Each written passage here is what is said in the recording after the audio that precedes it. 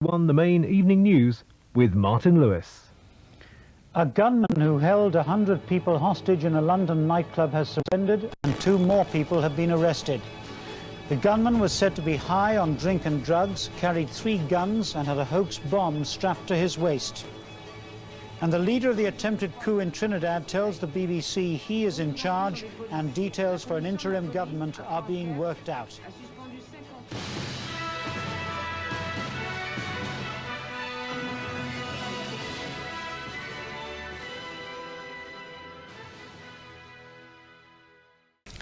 The Caribbean neighbours of Trinidad and Tobago have put their armed forces on alert following the coup attempt in the country's capital. Offers of military assistance have come from Jamaica and Barbados.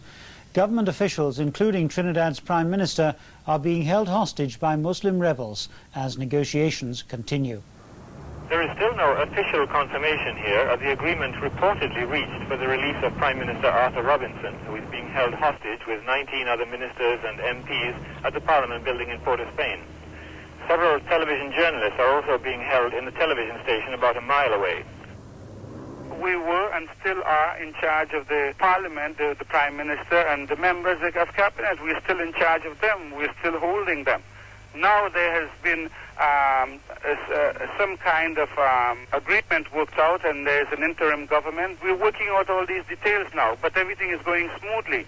We're well on the way of putting our country back to normalcy. This is my land, this is my blood. That's why I fought for my country, because it's my country. I'm staying right here, I'm not going anywhere. Well, Abu Bakr seems to have lost touch with reality. On the one hand, he seems to think he can stay in Trinidad once an agreement's been reached, which seems highly improbable. Presumably the government would want him to leave immediately. And on the other hand, he says he has popular support for this.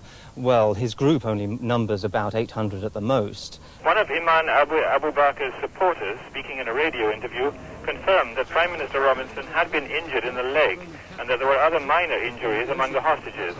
Mr. Robinson's government has been losing popularity because of the continued economic decline, which he has managed to slow down but not to halt. There are signs that a breakthrough in the negotiations may be close and that an amnesty agreement could well be signed at the television station later today. Jeremy Taylor in Port-of-Spain.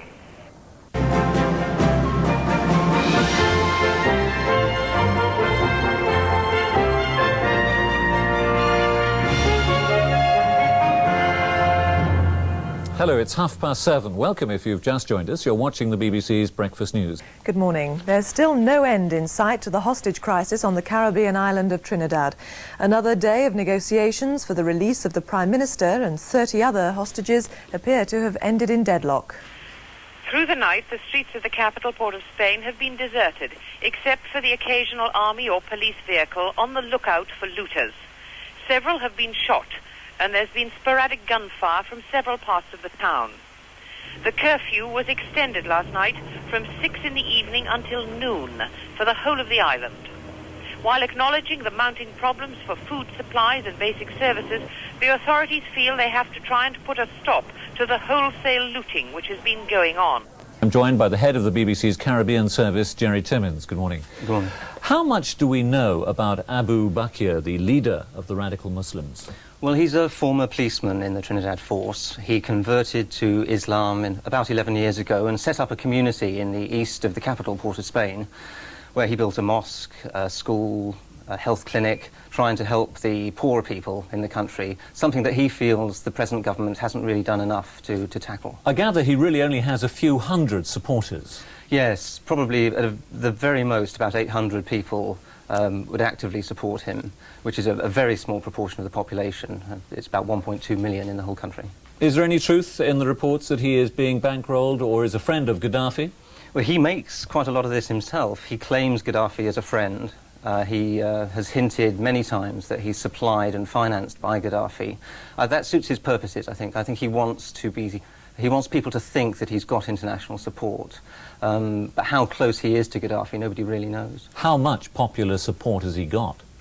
Well, I think his rhetoric has some support throughout the country, because you've got to remember that the country has been suffering severe economic hardship for 7 or 8 years now. So people have had falling wages, there's high inflation, people are really feeling the pinch. And corruption is another big issue that he speaks out on, and that is, you know, people are very concerned about that in Trinidad. But when it comes to actually, you know, wiring up the parliament with bombs and threatening the Prime Minister's life, I think support drops off rapidly. What chance of his demands being met for the amnesty and for elections in 90 days? Well, I think he's losing slightly touch with reality. He seems to think he can stay in the country, he can shake hands, you know, slap everyone on the back and it'll all be all right. I think the government will want him to leave the country at least. And he's also saying that he's got, you know, massive popular support, and that's just not the case. Finally and briefly, the heads of government of other Caribbean countries are meeting in Jamaica this week. Is it likely that they will call for some kind of armed intervention? There may be some calls for broadening the regional security system, which helps countries when they get into this kind of difficulty. But Trinidad's got a very good police force, a very strong army. They seem to be coping with the situation as best they can at the moment. I don't think there's any need for intervention yet. Jerry Timmins, thank you for joining us this morning. Jill.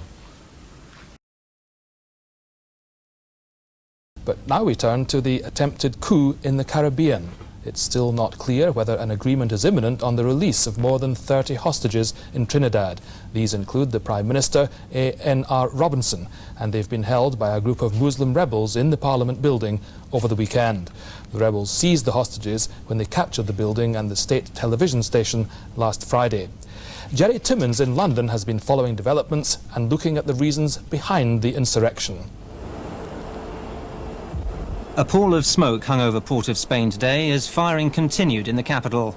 This morning, fresh shooting broke out around the television station, where the rebel leader, Yamin Abu Bakr, is holding journalists hostage. Fires broke out around the building, and the nearby Parliament, or Red House, was not spared either.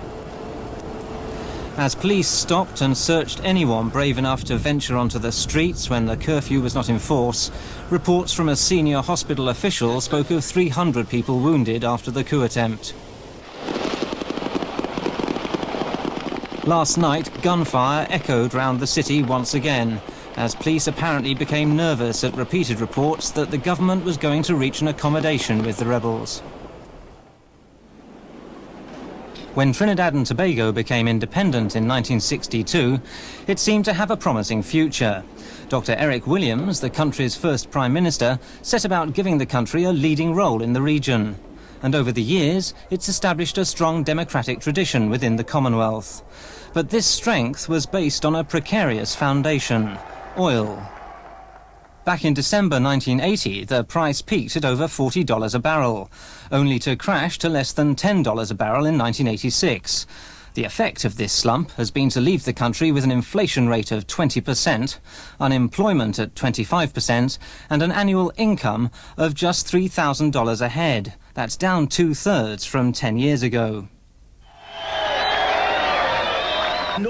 When Arthur Napoleon Raymond Robinson and his National Alliance for Reconstruction won a landslide victory in the 1986 elections, the first thing he promised was to try and reverse the economic collapse.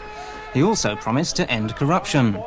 Some progress has been made on both these issues, but too late to prevent a dramatic slump in his popularity. There are people who are against him from the point of view of their own personal lifestyle having dropped in standard, and there are people who are politically against him because, after all, the previous regime had been in power for many, many years, and there are large numbers of supporters of this other political party. I would say, though, that he has introduced austerity measures that, in my opinion, in many respects were absolutely necessary, but at the same time he's had to balance IMF books, and from that point of view there's been very little money towards the social services to cushion the poor through this difficult time. Yamin Abu Bakr, the man responsible for holding the government to ransom over the past 3 days, uses the economic situation and in particular the accusations of corruption to justify his actions.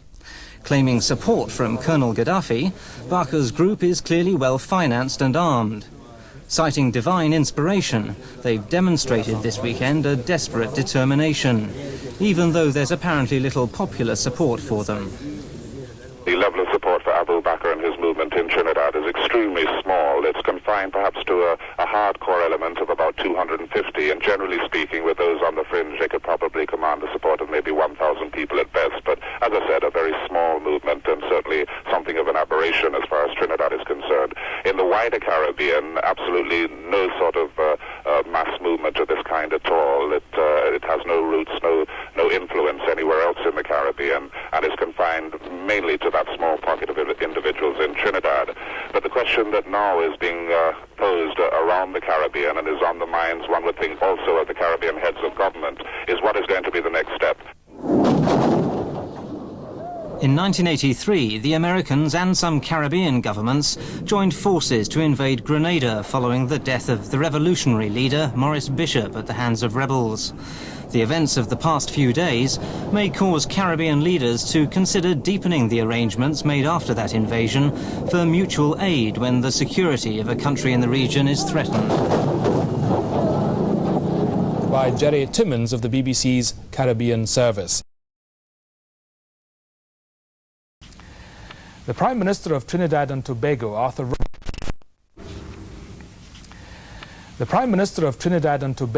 Robinson has been released tonight after being held hostage by black Muslim rebels for 4 days.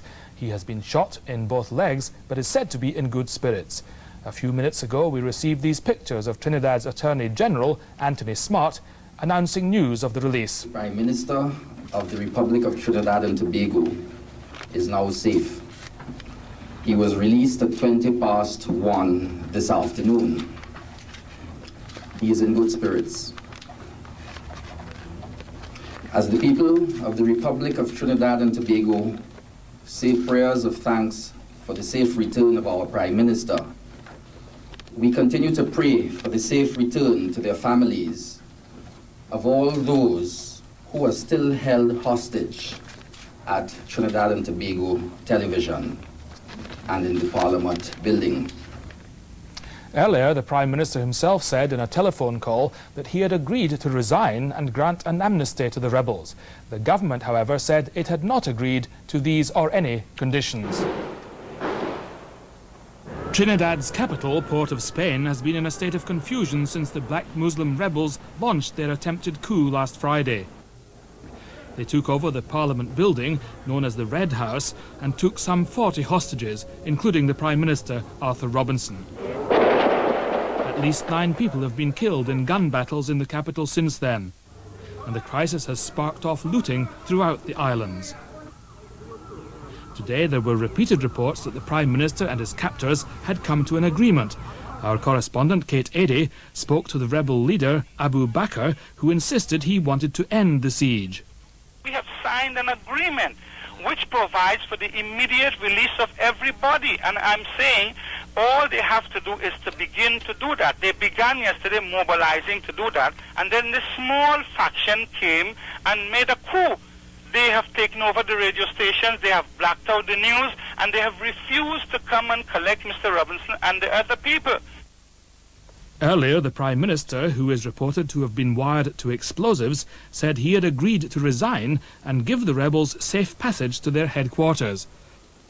Yet all day, government forces surrounded the Red House and the TV station where the Muslims are holding out.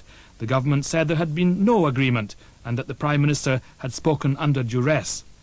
Despite the Prime Minister's release tonight, trouble is continuing in the streets of the capital, and the Attorney General has said the crisis is far from over.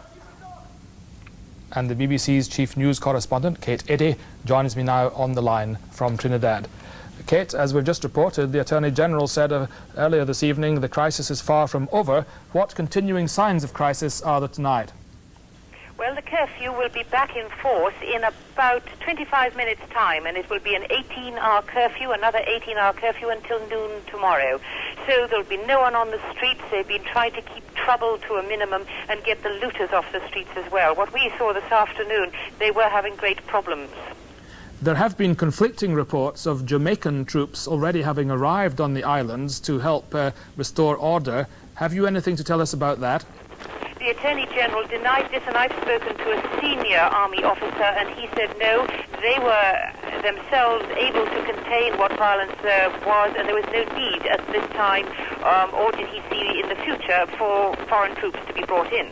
Is it known how many government ministers and officials are still being held hostage? Well, we assume that there has been no change in the number. 7 cabinet ministers, the deputy speaker, a civil servant, and the rest of the 15 people in the Parliament building, the Red House, and at the television station, still 25 television technicians. And can we take it that the government ministers who are not in captivity, and indeed the armed forces as well, are still implacably opposed to any deal with or concessions to the black Muslims? They haven't put it in those words. They have said that they are making every effort to secure the release of the hostages. They won't take it any further than that. They certainly haven't talked about any deal being done, and they haven't talked about any other tactics which they might employ. Kate Eddy, thank you very much indeed for joining us. Thank you. Well, as the deadlock continues there in Trinidad, Caribbean leaders meeting in Jamaica for a heads of government meeting have made it clear that they will supply whatever military assistance Trinidad may require. However, military action cannot tackle the fundamental causes of this crisis. These are economic and not just to be found in Trinidad. Countries all over the region are facing economic decline and are in danger of losing preferential trade access to Europe as a result of the worldwide trend towards free trade. So, if nothing is done and the Caribbean becomes even more of an economic backwater, will we be seeing many more pictures of violence such as we've seen over the past few days? Jerry Timmins of the BBC's Caribbean Service reports. The scenes of violence and disorder in Trinidad, which have dominated the headlines over the past few days, have given other Caribbean countries a glimpse of what their future may be like. From all over the Caribbean, political leaders have been arriving in Jamaica for a CARICOM Heads of Government meeting.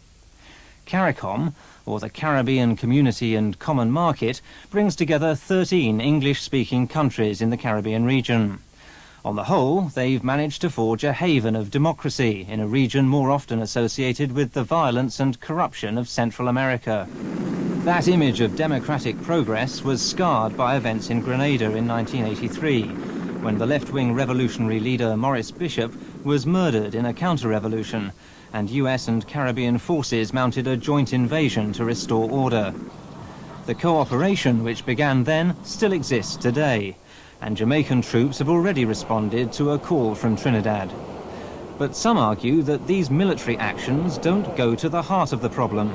There is a regional security service that consists of 7 nations in the Eastern Caribbean, but the activities of that regional security service do not really resolve the fundamental problem.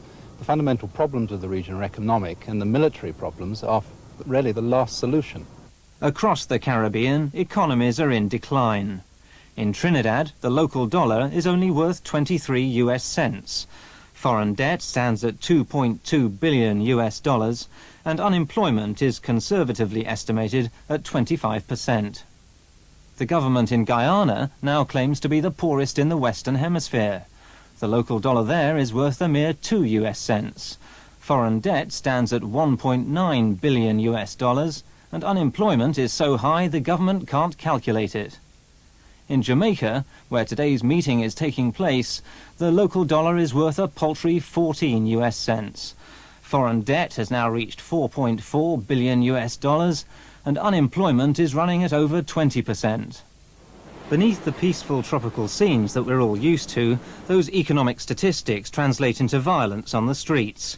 In Jamaica, 317 people have been shot dead so far this year. To try and bolster Caribbean economies, the European Community has a trade agreement with African, Caribbean and Pacific countries.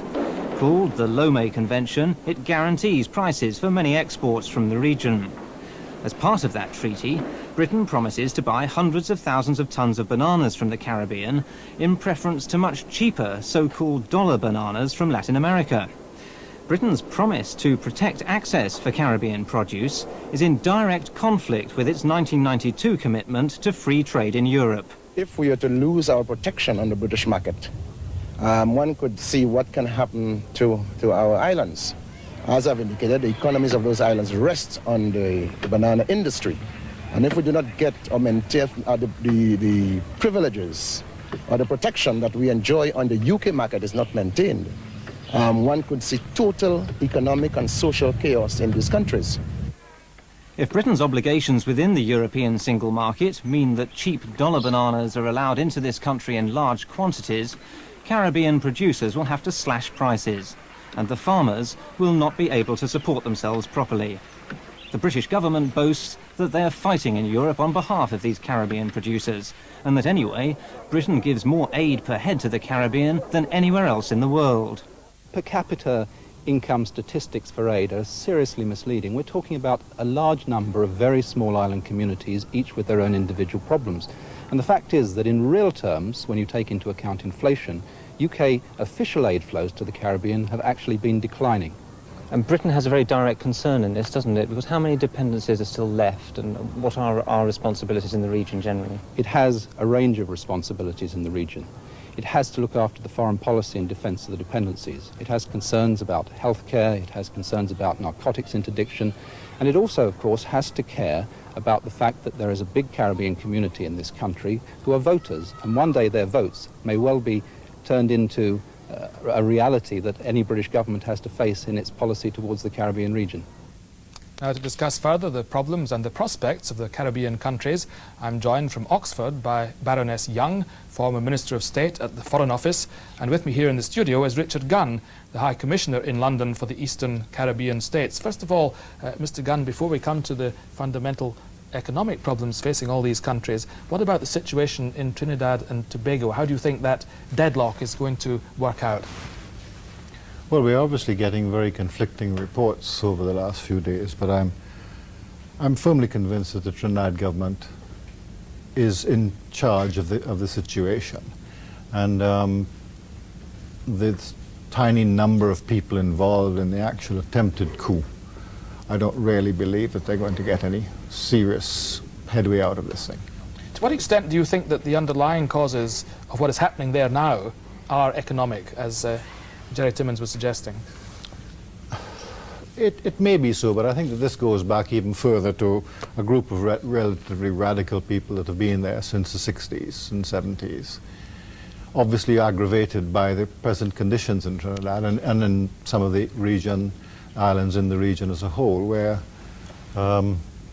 the economic situation has in fact deteriorated over the last few years. The question arising from Jerry Timmins' report is whether this instability is likely to be repeated and to spread if the free trade, if the economy is made to liberalise and this banana competition is allowed to increase.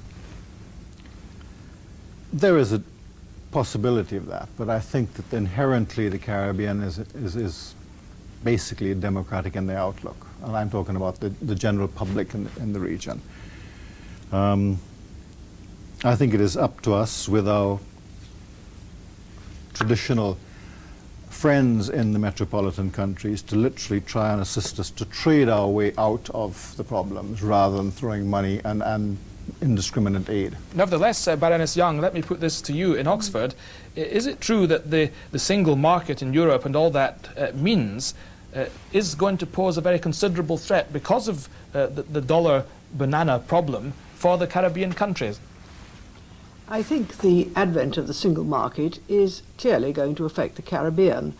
And what is really very important is that, and I understand that this is currently going on, that we should be able to negotiate really very satisfactory transitional arrangements so that there isn't any kind of an abrupt change.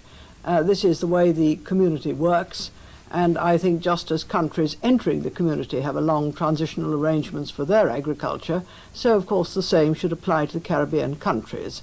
And I have every reason to think that the British government is now negotiating in the community to get the best arrangements that it can. And can it do that even though Britain's is only one voice among 12? Well, I think we've got to use our influence with our friends in the community, but one has to remember that there are two islands in the Caribbean, Guadeloupe and Martinique, that although they're part of metropolitan France, they too, France has an interest in the Caribbean, so of course rather indirectly does Holland. And I think it's very important as well that the Caribbean countries themselves should go and talk to the other leaders in Brussels and in the European capitals. After all, there are a number of Spanish-speaking islands, so even the Spanish government, I think, must be interested in what is happening there. And what I think Europeans must remember, at the moment we're all looking very much at what's happening in Eastern Europe. One mustn't forget what's happening in other parts of the world, and it would be not only a tragedy for the Caribbean peoples themselves, but of course very destabilizing for the Western Hemisphere, were difficulties to arise in the Caribbean islands as a consequence of a worsening of their economic situation. Well, Richard Gunn, do you accept Baroness Young's assurances that Britain is doing everything it can and will be successful in that effort to help the Caribbean countries? I think that Britain has always made it quite clear over the last couple of years that they will do everything they can to assist in maintaining these traditional markets for the Caribbean produce.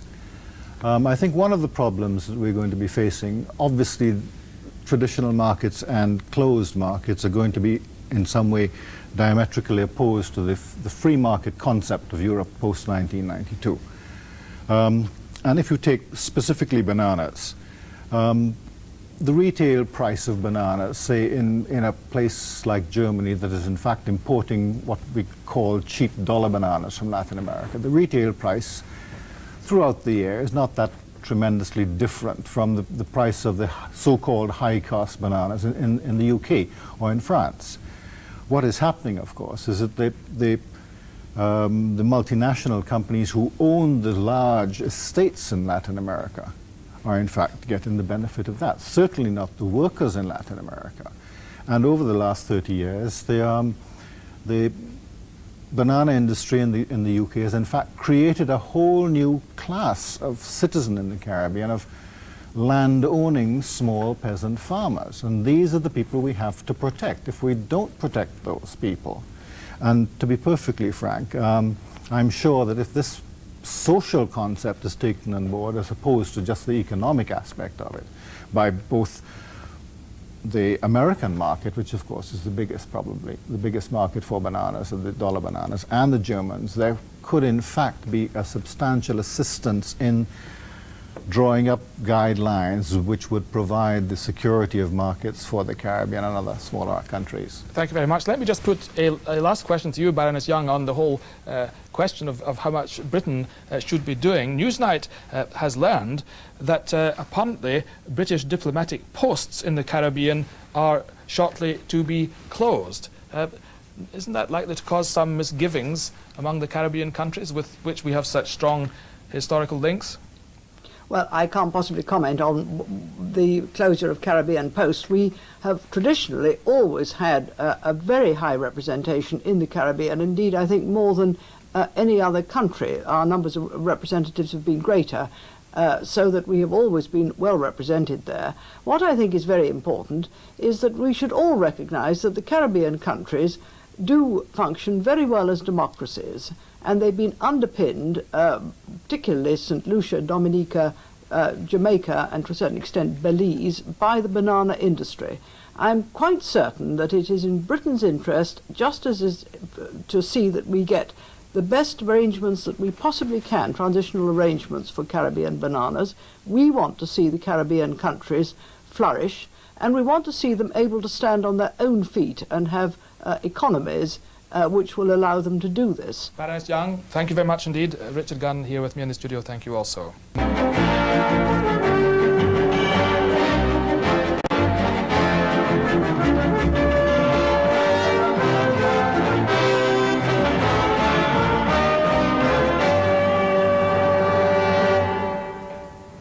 Trinidad and Tobago count the cost of the six-day coup attempt as Abu Bakr and his Muslim rebels put down their guns and surrender.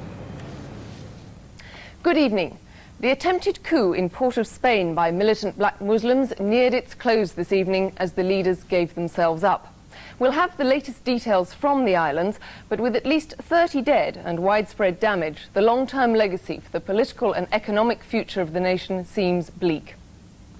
Ireland's diplomatic envoy to the Middle East leaves Beirut without securing the release of Brian Keenan. Another trail to the hostages appears to have gone cold, despite Ireland's concentrated diplomatic efforts. We'll be asking an Irish parliamentarian what Dublin's strategy will be next. Jane Gow has spoken in public for the first time since her husband's murder. We are, of course, completely devastated by our loss, but our permanent feeling is total union with Ian as one family still, whether in life or in death. And in Moscow, Boris Yeltsin starts putting actions to his words as he cuts a swathe through party privilege. And he gets an unexpected fillip, a vote of confidence from none other than Mikhail Gorbachev. A torrential thunderstorm broke this evening over Port of Spain, the capital of the twin island nation of Trinidad and Tobago. It was a dramatic climax to the violent upheaval of the past few days that's left an estimated 30 dead and 300 wounded. Over 100 rebels are now in custody, according to a spokesman for the Trinidad and Tobago military. They include the rebel leader Yassin Abu Bakr. All hostages have been released. The events in Port of Spain began 6 days ago. On Friday, Muslim rebels under the leadership of Abu Bakr seized the state-run television station before occupying the parliament, the Red House, where a routine cabinet meeting was going on. The end came just a few hours ago. In the pouring rain, the rebels and their hostages filed out of the television building.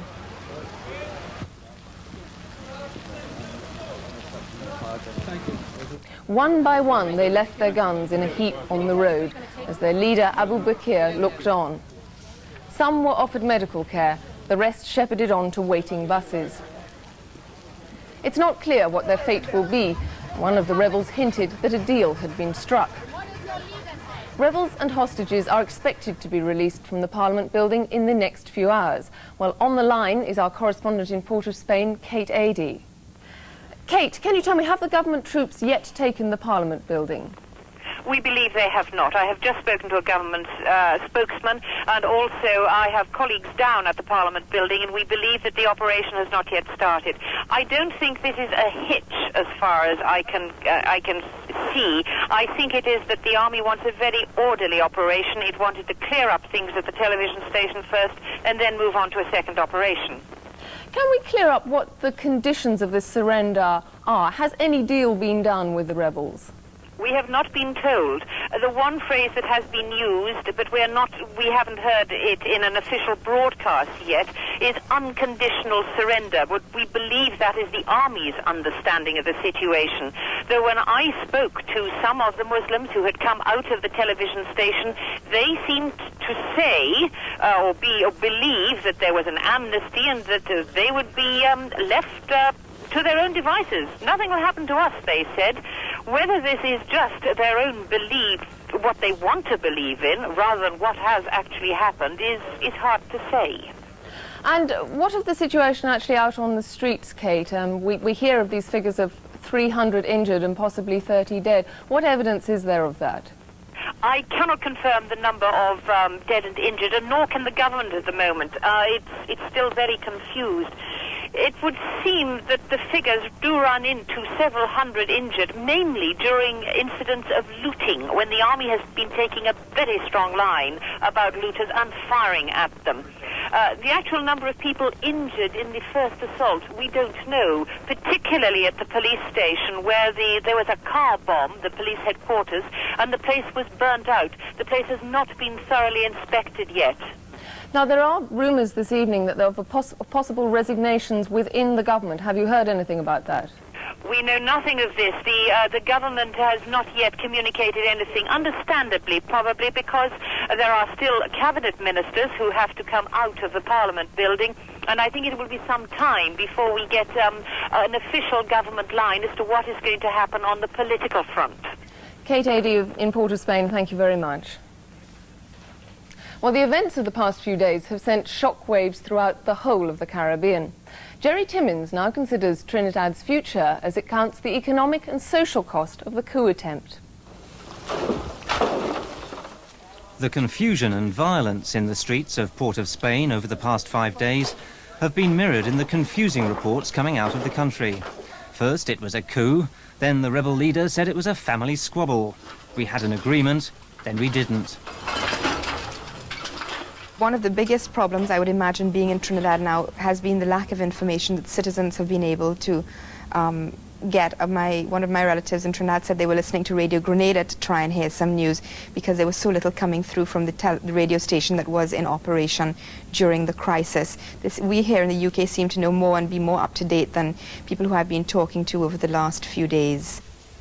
Now that the security forces and the government seem to be back in full control, the immediate decision is what to do with the rebels. There are three choices: free passage out of the country, an amnesty to remain in Trinidad, or they can bring them to justice. And in Trinidad, the death penalty still exists. I cannot see the public of Trinidad and Tobago accepting an amnesty, nor can I see the public accepting that the rebels just be sort of sent off to another country. So I imagine that there will be a long legal situation that we're about to embark on that could take years to resolve.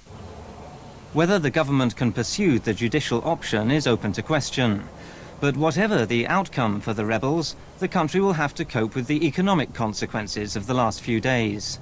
Although Abu Bakr pointed to the dire economic situation in Trinidad to justify his actions, the irony is that there were signs that things were getting better. The decline in Trinidad's economy has slowed from 4.3 to 2.3% a year. Exports rose from 1.5 billion to 1.6 billion US dollars. And the current account deficit has shrunk from 164 million to 71 million US dollars. But such small improvements will soon be forgotten when Trinidadians consider the impact of the recent violence. One early estimate put the damage to the looted shopping area of Port of Spain at 25 million US dollars. Well, I think it's going to be very serious. I think it will take some time for the economy to get back on track. I think that in particular, production for exports will be slowed down, and that means that, you know, foreign exchange will be slow coming in from that sector. Of course, tourism will also be affected, hopefully and only in the short term, and so foreign exchange in that area as well. But I'm hoping that this incident won't result in a severe loss of capital, a flight of capital from the country by those people who might not now have confidence to continue to invest in the country. That report was by Jerry Timmins, who is the head of the BBC's Caribbean service.